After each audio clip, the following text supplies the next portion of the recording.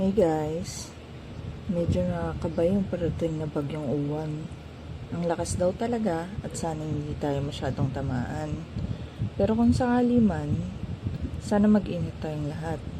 I-check nyo yung bubong, bintana at siguraduhin na may flashlight, power bank, pagkain at tubig na ready. Kung nasa mababang lugar kayo, please huwag nang hintayin lumakas pa yung bago lumikas. Mas okay nang maagap kaysa magsisi sa uli. Kung may kakilala kayong mag-isa lang sa bahay, lalo na matatanda o may bata, kamustahin nyo rin. Baka kailangan nila ng tulong. Hindi biro ang bagyo, pero mas matibay tayong mga Pilipino. Magdasal tayo na sana lumihis uwan o humina bago dumating.